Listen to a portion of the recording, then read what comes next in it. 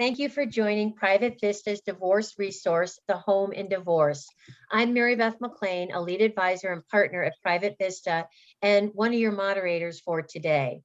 Before we get started, I wanted to share a little bit about our firm. Private Vista is a financial planning and investment management firm in the Chicagoland area. We manage approximately $2.5 billion of assets for our clients, and we have offices located in both Chicago and Oak Brook. We specialize in working with women in transition, business executives, business owners, retirees, families, and qualified plans. Now that you know a little bit about our firm, I would like now to turn things over to my colleague, Nicole Ramito, and our panelists who will give us a little bit of background on themselves. Nicole, would you like to kick us off? I would love to. Thanks, Mary Beth. Good afternoon, everyone. Mary Beth and I co-founded Divorce Resource, where women in transition are connected, supported, and inspired to enrich their lives through financial planning, education, and partnership. Both of us are passionate about providing women access to the information and resources they need to move from a place of feeling overwhelmed and anxious to one of confidence and clarity. Since we have been holding these events virtually, we are opening them up to both men and women who are thinking about or going through a divorce. Before we get into our topic today, each of us will give a short bio so you know who you are listening to, and then we'll jump right in. So again, I'm Nicole Ramito. I'm a lead advisor and partner with Private Vista. I'm a certified financial planner and certified divorce financial analyst. I've spent my entire career in the financial services industry, helping people wade through all the noise and external distractions so that they can decide what impacts them individually and how to make educated decisions. Stephanie, would you please share a little bit about yourself? Yes, thank you so much, Nicole. I'm Stephanie Hoffman. I'm a residential real estate broker with At Properties. I'm based in Highland Park, Illinois, and I help my clients buy and sell real estate all along the North Shore of Chicago. One niche of sellers that I found I really enjoy working with are divorcing home sellers. I assist as a neutral party, working as a teammate along with other parties in the transaction, such as divorce attorneys, real estate attorneys, financial advisors, and any other party that may be involved in the divorce as a whole. My goal is to help my clients get their home sold with the greatest amount of ease possible within that divorce setting and to ensure a successful outcome for them. Tammy, would you like to share a little bit about yourself? Yeah, thanks, Stephanie and Nicole and Mary Beth. Thank you so much for having me. My name's Tammy Wallensack. I'm a senior mortgage loan consultant and a certified divorce lending professional with Oakleaf Community Mortgage. We're a division of Mutual Federal Bank. I've been in the mortgage business for a long time, longer than I care to say, but 25 plus years in different capacities. And I focus mostly on divorcing homeowners as well. And I try to help them with our home equity solutions and making sure that they're making good informed decisions regarding their marital home or post-divorce regarding any decisions that they need to make about where they're going to live post-divorce. That's it. And I will bring up the rear. And my name again is Mary Beth McLean. I'm also a lead advisor and partner at Private Vista. I got my MBA from Northwestern, and Nicole has mentioned that she's a CFP, as am I. And one of the things I did want to point out, that means that in addition to having the same commitment and passions that Nicole does, we are also obligated to do what's in the best interest of our client. That's part of the designation requirement, that we will always act in your best interest. So to that end, we will bring out this information today and welcome any other questions and information that we can provide to you. So Nicole, take it away with questions. Perfect. Yeah, now that you know a little bit about each of us and our role on the team, let's dive in with some of the questions. As you may know from the title, today we're going to focus on the house in divorce, and it'll be primarily around your primary residence. All of us understand this is generally one of the larger assets in the marital estate, and it typically has a lot of emotion tied to it. So what we'll start off with is Mary Beth's going to start off with a question of, looking at the house, if there are repairs or upgrades that are needed, how do I want to make these before the divorce? So Mary Beth, would you start us off with your thoughts on that question, please? Yes, thanks. The first thing you need to do is assess what the condition of the house is. So I always recommend that the clients, if they're thinking about keeping the home, that they do an inspection just as if they were going to be buying the home for the first time. Because even if they've lived in the home, they may not be aware that the sump pump needs to be replaced, or that there's shingles that are loose, or the flashing needs to be replaced. So I say go ahead and get that inspection completed. Whether or not the repairs should be done before is going to be a decision whether or not you're going to stay in the house. There's always the depleting of marital assets versus putting it into the house and keeping track of those repairs. So I think that what I would recommend is finding out what the repairs are needed, and then talking to your spouse about whether or not you do want to stay in the house, and what's an equitable division of how to assume the costs of those repairs. Great. Does anyone else want to add on to that? Oh, okay. Great. Let's go to our next question then. Stephanie, I think it'll be good for you to lead us off on this one. If I'd like to stay in the house for a few more years for a few more years and I'm going through a divorce, is it worth it? And what are some things that you help your clients consider?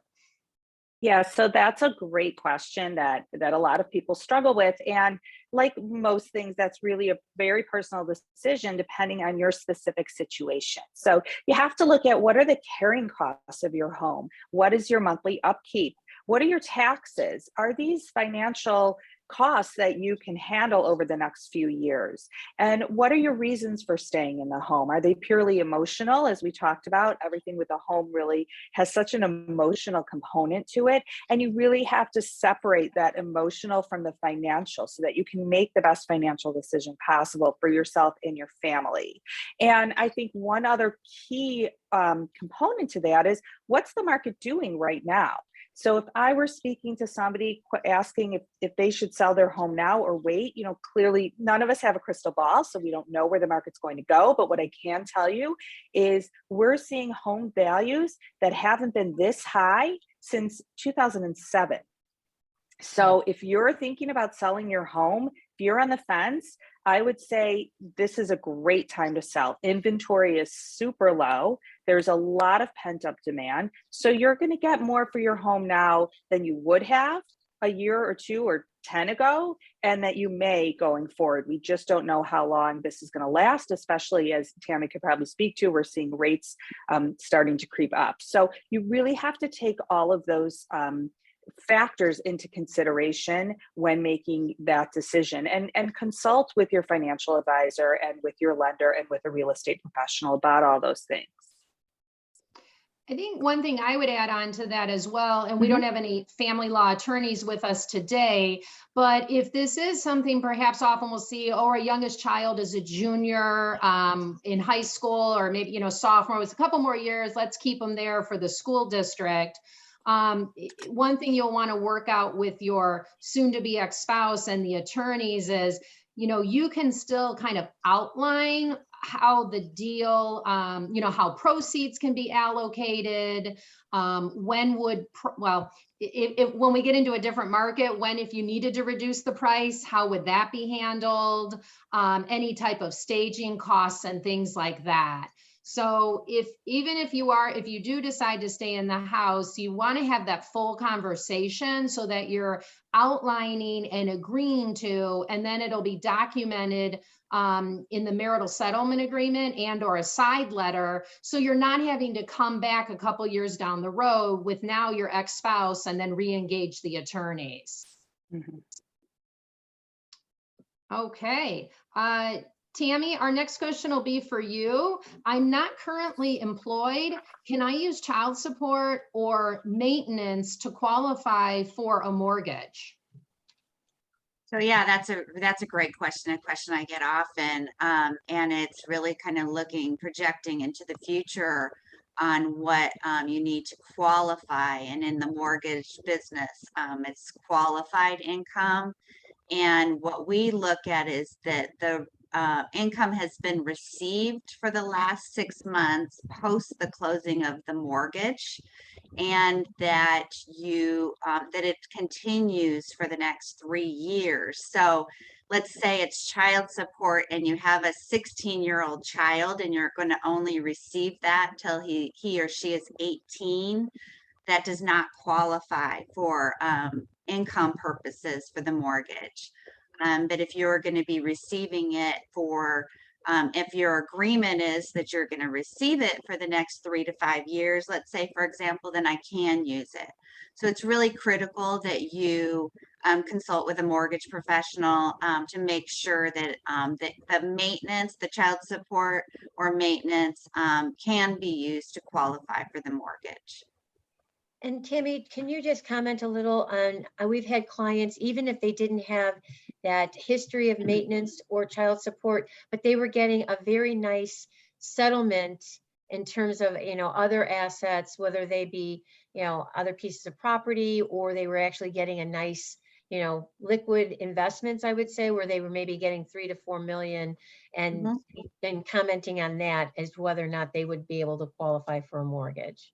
Yeah, absolutely. So there's a couple of different ways that we can take lump sum distributions or big um, um, pieces of cash or investments or retirement, even sometimes in some instances, to utilize that for income purposes. So we have to create some type of an income stream, and there's different programs that consider asset lump sum distributions as asset depletion. So we take the asset and divide it by a certain amount of months and create an income stream, or the income can sometimes go in a revocable trust and we can create an income stream that way for the client that's trying to create the income stream that didn't particularly have one prior. Maybe they weren't employed outside of the home.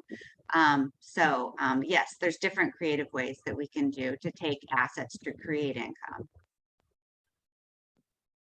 I think one of the things with a client I'm working on now is neither of them want to stay in the marital home. The husband has moved out and he's going to rent for the foreseeable future. The wife is hoping to get into a smaller size condo or townhome. And what was interesting is they had not yet spoken with a mortgage lender, and she was already out looking for a condo, and she did not have enough income. She works outside the home, but it's not enough to support the price point. I thought, we got a mortgage lender involved, because to understand kind of those different timeframes, Tammy, Yes. do you maybe want to expand a little bit on that, on maybe an example of a creative way where you've worked with people while they're still in the divorce? Yeah, if they're still in the divorce situation, and I'm actually doing one right now where the divorce, the couple, the wife in this particular case is getting maintenance, but the divorce is not finalized yet. So what we're doing is they're purchasing the property together because she's downsizing, and they're purchasing the property together. And then once she has the maintenance for the 6 months, she'll be able to refinance that property in her own name, and remove her spouse from the title of the property and the ownership interest in the property. Since they're both currently on title, they'll both be currently on title when they purchase the home. So there's many different ways that you can look at it to try to get it, because the maintenance does have to be received for a certain amount of time in order to consider that as maintenance, as income for that client. Great, thank you. Our next question is for Mary Beth and I can go ahead and start it off, is we don't have a mortgage on our current home. And if I'm going to stay there, like, why would I pay for rent when I can live for free in the house? And I think all of us have heard this more than one time. The mortgage is just one possible cost that's related to a house. So even if you don't have a mortgage, you're going to have property taxes, homeowners insurance. You might have homeowner association fees, depending on the type of house you're in. And then, of course, as we let off with, even if you have a brand new house, there's always ongoing upkeep, repairs, and then there will be material replacements that eventually happen.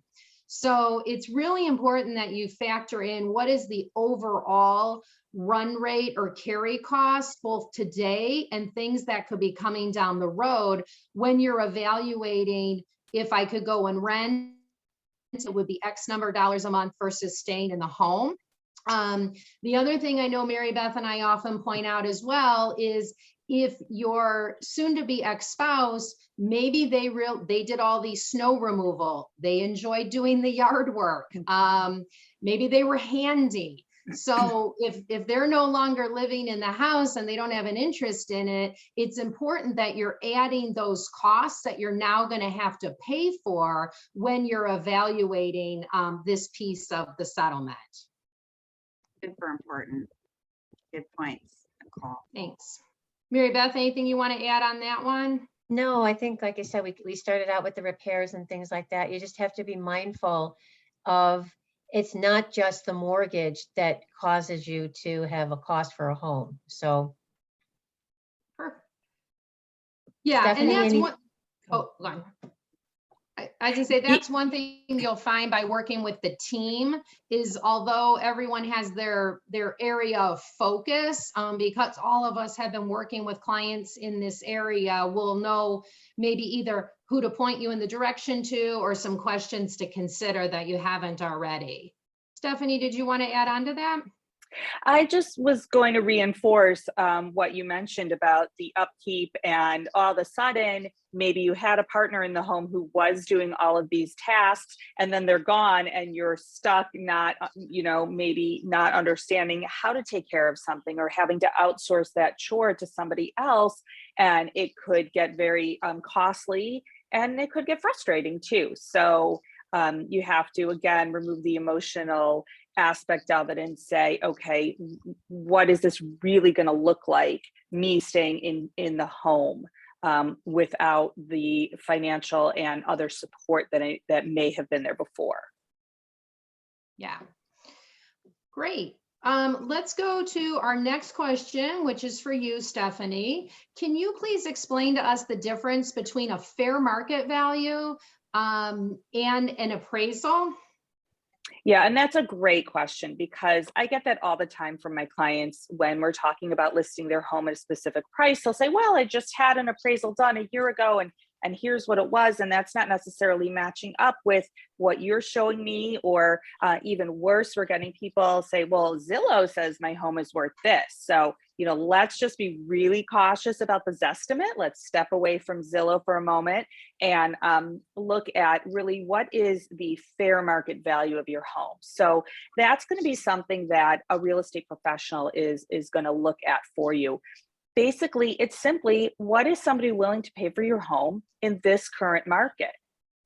And that's kind of a real time, maybe rolling value. Whereas if you look at an appraisal, that's a much more formal report, usually done by a large institution like a bank that is looking at taking on a mortgage for that home. And there's going to be much stricter guidelines in what they're going to look at. And they're also going to look at, maybe the past 12 months of home sales for homes that are like yours and come up with a much more rigid number. So, so the fair market value is the one, if you're going to list your home, that's what we're really going to focus on is, okay, where do I position you in today's market to get the most amount of money from your home? And that appraisal may or may not match up with that fair market value. In fact, it usually does not.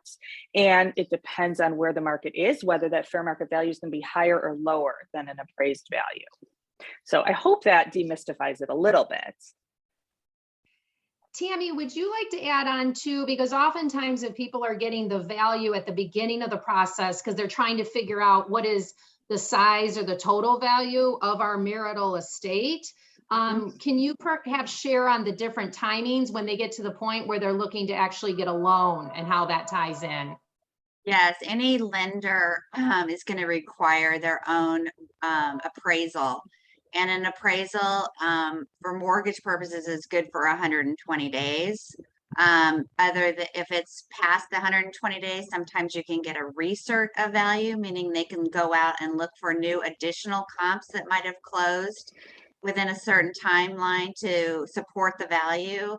But really, it's a snapshot of time, and it's based on the closed loans that the properties that are similar to yours that have closed in the last 120 days, typically 4 months. Great, thank you. Mhm. All right. Well, our next question is for you, Tammy. So this is flowing very naturally. If my spouse is keeping the house and they will be making the mortgage payments, can I just wipe my hands of that obligation? Is there anything further that I need to do? Yeah, this is a really good one because I caution people to really make a note that they're still obligated on the loan, even though their spouse might be making the payments or continuing to live in the house perhaps, and they're not living in the house. Is that mortgage is still tied to their credit, their obligations. And if a mortgage payment is missed, either inadvertently, just because somebody overlooked it, or maybe intentionally, because it is an emotional it can really destroy somebody's credit report. And our credit report is really tied to the ability to borrow money in lots of instances and to get financing, insurance. So many things are tied to our credit scores. So it's really critical. Now, you can, if you are obligated on the mortgage, you can go to the servicer of the mortgage and ask to have a statement sent to you as well if you are leaving the home. And I strongly suggest that that's done, just because then you can keep track, or make sure that the only way to make sure the payments are made is to make them. So make sure that you are in control of making the payments, and something else has happened as far as reimbursement or whatever. But if you're still obligated on the mortgage, just know that you can also get your credit report and make sure that you monitor your credit and make sure that the payments are being made. Perfect. And I know, yeah, no, you did it great. I know one of the things that Mary Beth and I often will, once the person their divorce is finalized, there's still a lot of work to do. And this will be one of the things that we work with to make sure that either if it was supposed to be paid off or they had a certain amount of time to refinance into their name only, because of the reasons that Tammy listed, you want to make sure it actually happens. Yeah, I had a client, she was supposed to come off of the mortgage of the house. She was all lined up to buy her new townhome. And then the mortgage lender called and said, hey, you didn't tell me about this mortgage that she's still on. And that's how we found out, because this was an example where she came to me after the divorce, kind of 6 months after, and a lot of the things had not been implemented. Yeah, it's really important that those are implemented, because as a lender too, we will look at the marital settlement agreement. And if there's any contingent liabilities, if there's liabilities that are spelled out that are not necessarily you're going to be responsible for, we can eliminate those to qualify you. But it doesn't mean that the creditor that you took out the credit with is dismissing the debt. You're still obligated on the debt for the creditors, as far as the creditor is concerned, but maybe not for mortgage purposes. Just depends if it's spelled out. Yeah, that's an important distinction.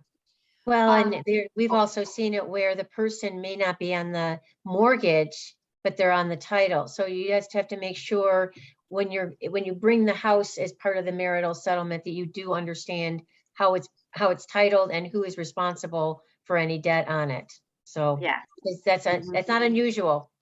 No, absolutely not. Yes. And speaking of credit, Mary Beth, do you maybe want to add on a little bit to what Tammy mentioned about how do you check your credit or how do I establish credit? That's a great question. If you're not sure what your credit score is, you can actually go and check it yourself. Equifax and TransUnion are two that we recommend, and you can see what's out there. If you know that you don't have any credit, then I suggest that you start very small. You can go to Macy's or Nordstrom, start with a very small balance, charge something on it, pay it off, be responsible with the credit.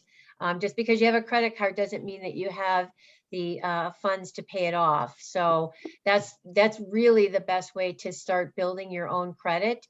Even better, if you've had a joint credit card, you can call the credit card company and say, I just want to be responsible for this, and try and do that while you're still married, because the marital income does count for you. So there's a couple different ways that you can start to establish your own credit, which we definitely recommend, because that's going to be very important when you go and talk to Tammy. You could also go and you can get what's called a secured credit card. You can actually send a lot of credit companies money.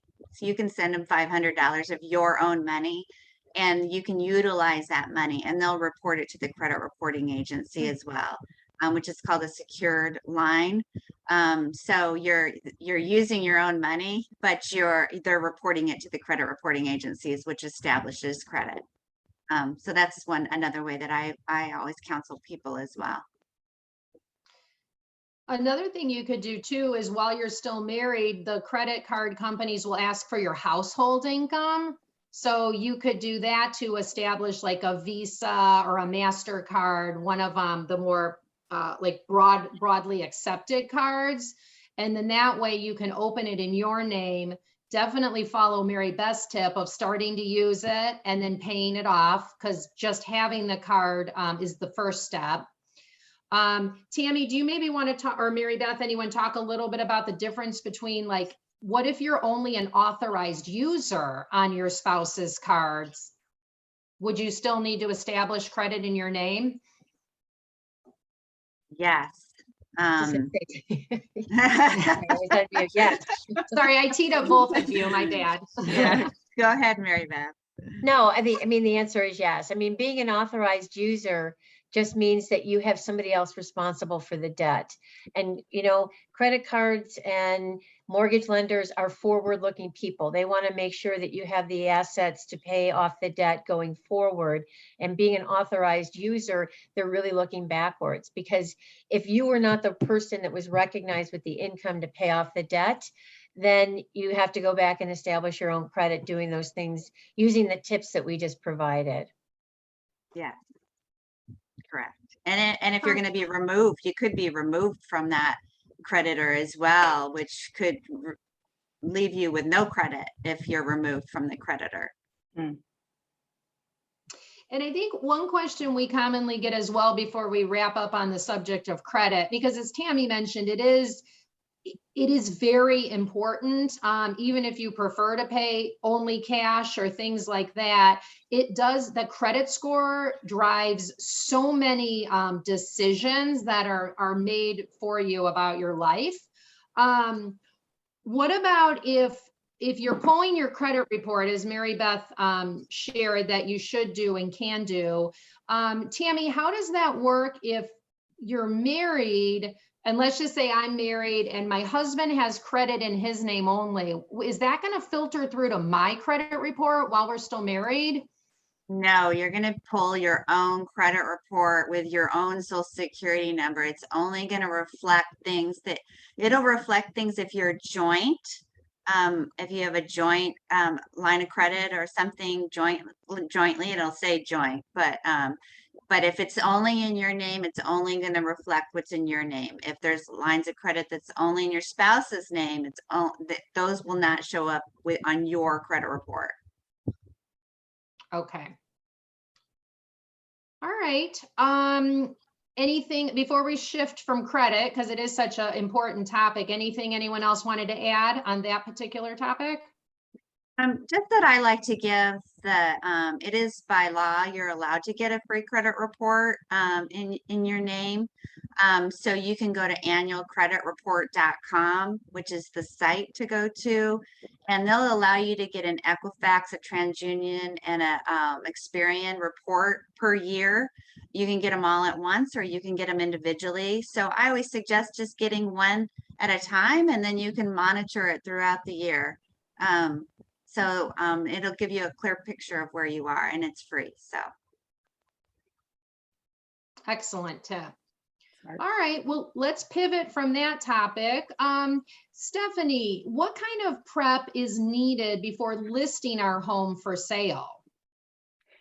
Great question. And this is something that we counsel all of our clients on, is, you really want to make your home look its best. Even in today's market where prices are so high and so many homes are going in multiple offers, it's still incredibly important to present a great product out there. So starting from curb appeal, working your way inside to the home, you want to make sure that everything looks its best. If it's spring, put out a beautiful pot of fresh flowers by the front door. Make sure that the lawn is in good shape.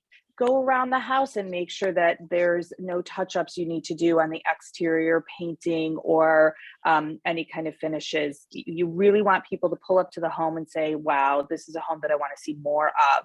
And one of the most important things that we talk to people about is decluttering, because most homes need some, I see you laughing, Nicole, most homes need some level of decluttering, whether it's very minimal to, okay, we need to come in with trash bags and just figure out what are we packing up to take with us, what are we going to donate, and what are we just putting out in the trash. And you really should check with your community and see if they have a special pickup that you could arrange to maybe get rid of larger items that you've been storing in your basement, for no apparent reason.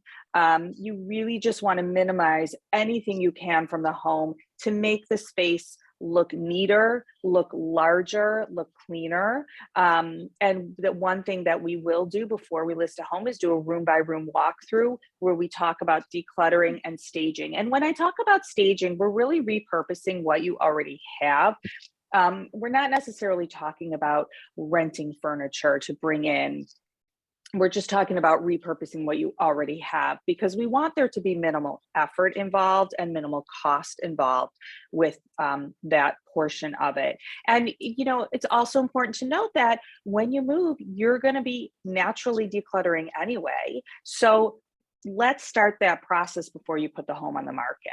And another thing is, we touched a little bit earlier on repairs. So if there's anything glaring, for example, maybe you have some seepage in your basement that happens when there's a heavy rain, you are going to have to disclose those types of things. So bring someone in to take a look at it, either get an estimate on it so that you can present that to any potential buyers, or just have it repaired so that you can disclose, we did have minimal seepage during heavy rainstorms, we had it addressed, and we don't have seepage anymore.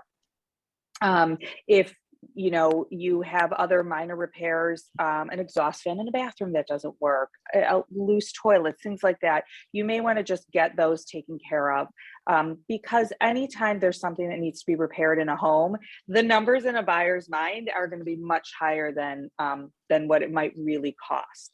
So it's important to either have those minimal repairs done, or if it's something, like I said, a little more major, some seepage or some tuck pointing on your chimney, have an estimate there. Another thing that we would recommend is, this is kind of specific, but if you don't have your sewer line rotted out annually, get that done. Because that is something that can cause considerable damage, and you want to make sure that that's not an issue. And many times with an inspection, a buyer is going to do an inspection on that sewer line.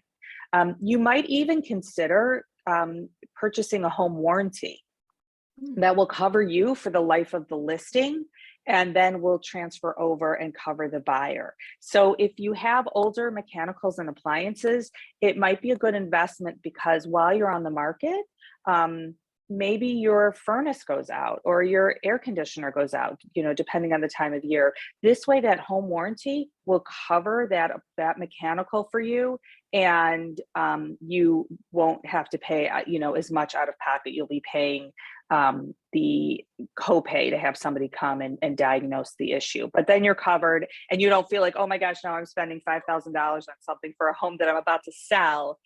You have that covered, and then it's a nice little gift for the buyer, and then it's a nice selling incentive as well for the buyer. So it's just about, in a nutshell, presenting a clean, clutter-free home that's in as good of condition as you can possibly get it. When you talk about the home warranty, Mhm. Stephanie, can you just give us a ballpark? Is it usually a Sure. percentage of like the fair market value of the home? Is it like a set price and it covers just mechanicals, or could you just elaborate on that just a bit? Sure, that's a great question. So there are several different companies out there that offer home warranties, such as American Home Shield or Super Home Warranty. So depending on that company, most of them will charge a flat fee based upon the square footage of the home and which tier of coverage you want. So you could do the most basic tier that only covers your kitchen appliances. You could do something that covers your kitchen appliances and your mechanicals. If you have a pool, that might be an add-on. So you're going to pay either a monthly or a lump sum, basically insurance premium, which could be anywhere from $500 to $800 would be kind of my ballpark.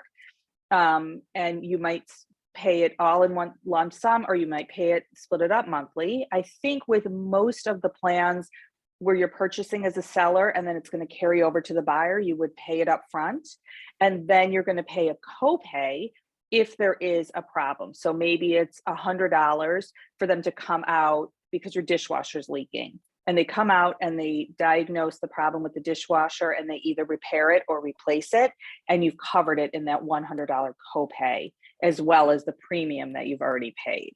So every company does it a little bit differently, and it's worth exploring what's going to be the best fit for you. Hope that helps. Another add-on question for you, Stephanie, is you mentioned obviously like the repairs and the decluttering, and that all makes sense. This is one, I don't know if there's a straight answer. It might be the all-encompassing, it depends. But what if, I haven't updated my kitchen recently, or the bathrooms, because can be a very personal taste, right? Some people want to be very on top of what's the latest trend. How do you counsel your clients on those questions? Yeah, that is a great question. If it's something simple like paint color, like every room in my house is painted a different color, and my dining room is purple and my kitchen is green, we might say, let's neutralize this. Let's look at what's it going to cost to just neutralize each room, go through, paint the home one color so that it's all cohesive, because that is going to reap you a lot more in the end than the investment you're going to put forth. So paint is a really easy thing to fix.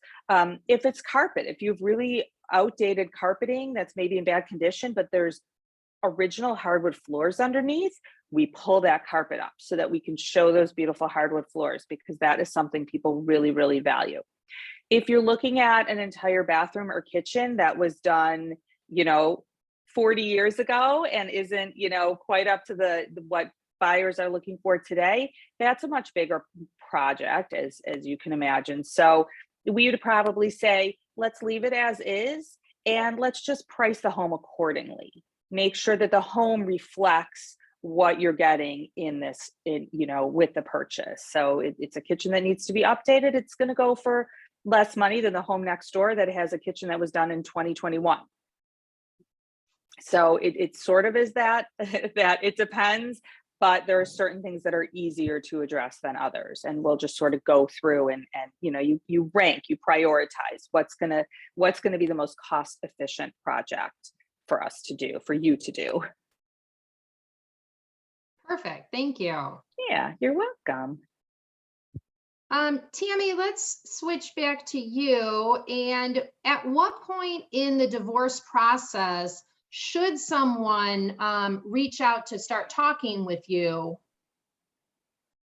Wow, that is really, really, really important. And I do what's called divorce mortgage planning. So I suggest immediately, if there's a marital home involved, or if there's any plan at all for a future purchase, I'm willing to talk to people right away. That way we can come up with the options that make sense. And being able to make a better informed decision sometimes takes a lot of the emotion out of the equation, because then it turns into a numbers thing. It turns into very much a financial decision. So speaking with me and making sure that you have all the qualified income squared away, and that you know what's going to happen, and it can be like a working document. So I work with people, and it can be fluctuating depending on how things are progressing, but right away is really the answer. All right. Let's do our next question, takes it back to Mary Beth and myself. Oftentimes all of us who are on the team will hear from one of the spouses, my top goal or my top priority is to stay in the house. Oftentimes, as we've all mentioned, it's tied to the emotions. There's a lot of history, a lot of good memories of raising the family in the home. One of the things Mary Beth and I will work on is, now Tammy, Stephanie's going to be able to say, here's what I think, you can sell your home for, or here's what, new homes look like if you're shopping in this area. Tammy's going to be able to say, here's what you can qualify for. And then how Mary Beth and myself work into it is, how does this impact your overall financial plan and your overall financial security? Mary Beth, do you want to start off on that one and I can add on, or do you want me to start? I can't remember. I'd say you can keep going and I'll jump in as. Okay. All right. So I think one of the things we'll look at is, Tammy's going to say, hey, here's what you qualify for. And that's an accurate piece of information. But what Mary Beth and I are going to help you look at and say, okay, well, if you're, let's say you work outside the home, so you know how much net income you have. Maybe you're getting child support or maintenance, which was formerly known as alimony in Illinois. But in addition to just having the mortgage payment, and we've already talked about all the related costs to the home, you have a lot of other probably spending goals, out-of-pocket medical, clothes, putting gas in the car, there might be education, eating, things like that. So Mary Beth and I, by looking at your overall financial plan, we can say if this much of your income is going to be allocated towards your housing costs, here's how much remains for everything else. So it's really important you're not making the decision around the home in a vacuum. There's a couple of things, as Mary Beth mentioned before, what other assets are you going to be maintaining from the marital estate? Are you going to be having any cash? Or is all of your liquid assets, and by liquid, we mean how easily, how quickly, and what cost is associated to turn that asset into cash? If your assets are all in retirement accounts, there's most likely going to be income taxes due. Depending on your age, there could be penalties to access it. So it's really important to kind of look at that overall picture, even when you may say, well, this is just about the house. Stephanie and Tammy have me all tied up here on, I'll have it all addressed on that front. Mary Beth, why don't you add on some of your thoughts? I agree. I mean, I call it one of the by gods, and the by God is we all have to have a safe place to live, but it shouldn't come at the cost of your future financial security. Because if you're going through the divorce process, it's a math equation, right? Everything that you have owned together is going to be split. It doesn't necessarily mean in two, because it's always, we say it's going to be an equitable, which doesn't necessarily say fair. Nicole and I call that the F word. But as you're looking at that you have to be able to say, will I still be able to, save for retirement, to educate a child perhaps, but just to have a lifestyle that you like to have and enjoy. So it doesn't make sense to be, house rich and then cash poor. So we want to help you make those decisions taking into account all of the valuable input that Stephanie and Tammy as professionals provide, and then again, kind of putting that into a plan that's particular for you. Because you don't want it to be, we have had clients who say, well, my retirement plan is to sell my house in 15 years and I'll live off the proceeds. Well, you still need another place to live. And as Stephanie's already pointed out, housing prices are the highest that they've been since 2007, but they were really flat for a very long time and actually kind of lost a little bit. So if you bought a house in 2006 and sold it in 2012, you may not have made any money. So you just have to consider every single aspect and all of your assets and how they fit together for you in particular. So great And I think question. the only thing I would tag on there, Mary Beth, is we all agree the house is an asset, but from Mary Beth's and my perspective, it's not an investment. It's a use asset. So it does have value, absolutely. But generally speaking, when you look at how long you've owned it, all the money you've put into it, generally speaking, especially for your primary residence, it's not, there are better ways in which you can get potentially higher returns. I Go ahead. actually would like to add on to that, because I find a lot of clients come to me and they don't understand that putting a really large down payment sometimes doesn't make sense either. Like putting a 50% down payment doesn't necessarily equate to better, especially if you don't have any liquid assets or anywhere to pull money from in the event that there is a situation where you need quick cash for something, an emergency or whatever. If you put all of your assets in your home, the only way to retrieve those is to pay somebody such as myself to do a refinance, and it costs money to do that. So sometimes it makes more sense to work with your financial advisor to make sure that you understand how much to invest in the property, how much to put down, and it doesn't necessarily mean more down payment is better.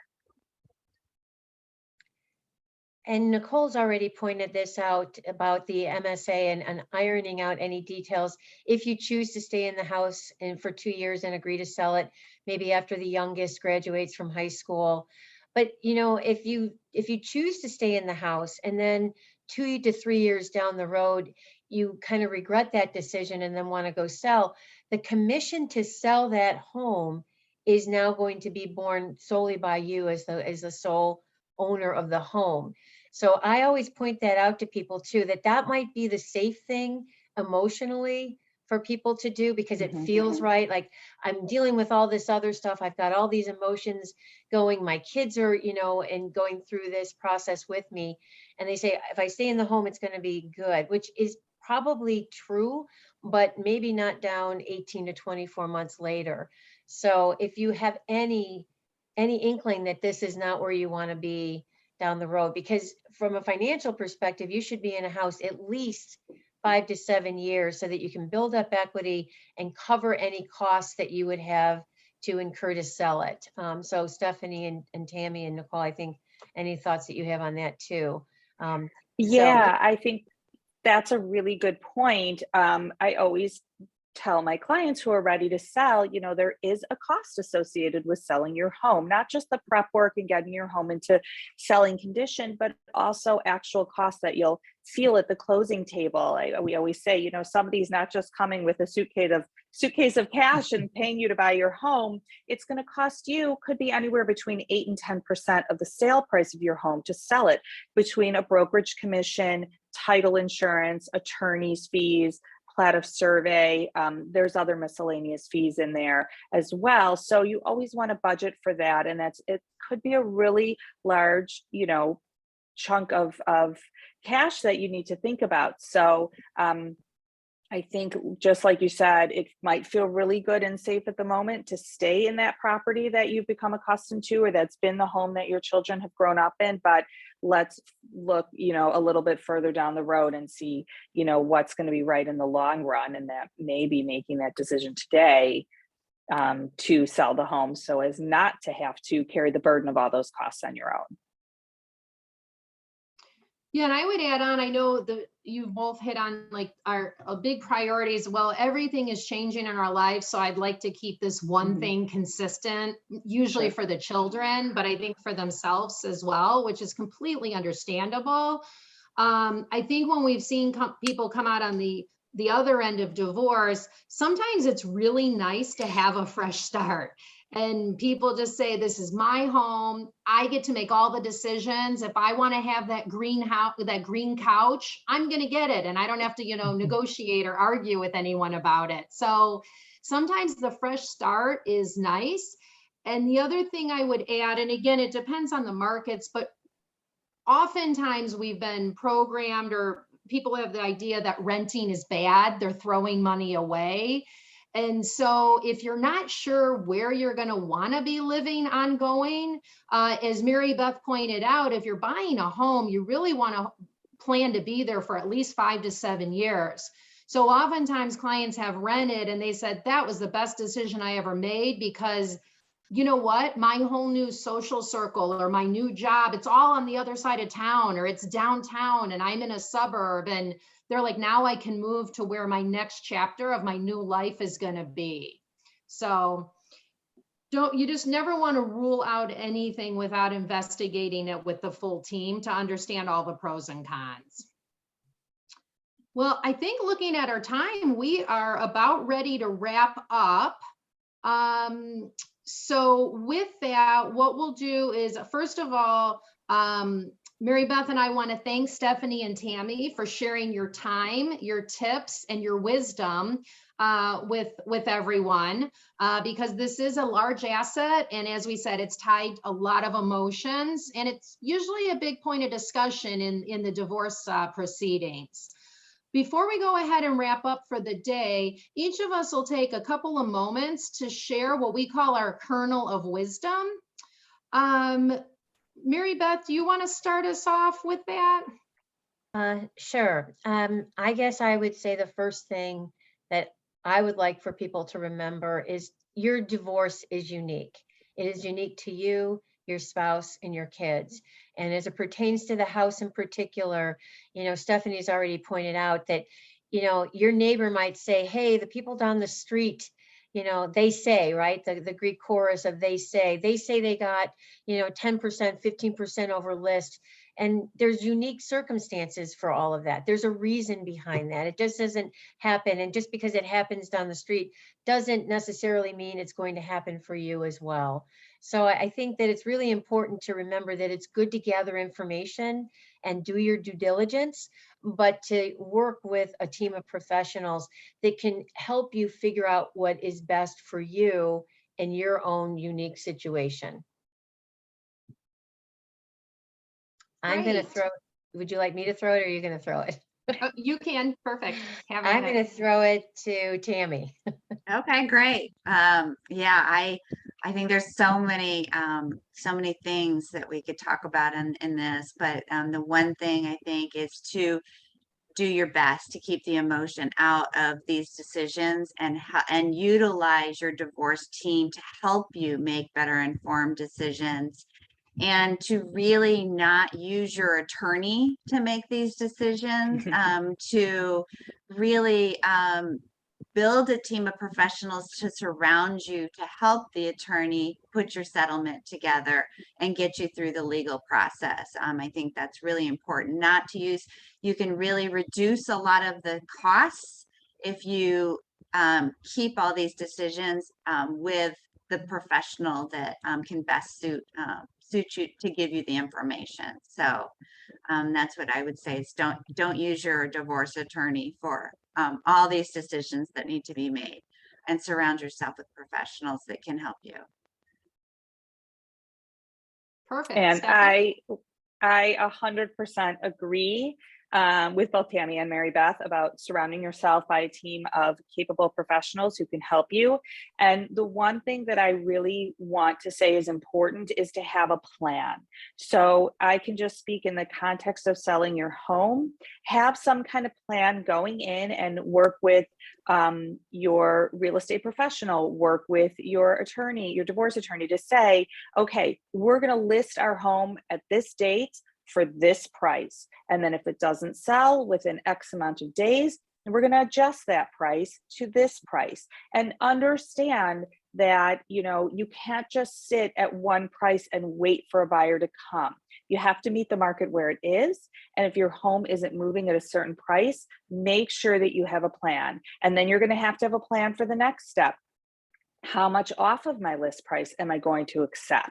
And then you have to have a plan for the next step, which is once I'm under contract and I've had an inspection and they're asking me for credits for anything that they may have found in the inspection, how much of a credit am I going to be prepared to give? So have some kind of a plan so that every step of the way isn't a battle, isn't something where you don't have a meeting of the minds. It is much easier to be able to just follow the steps you've already laid out. So that is what I would say will take out as a lot of the stress from the situation.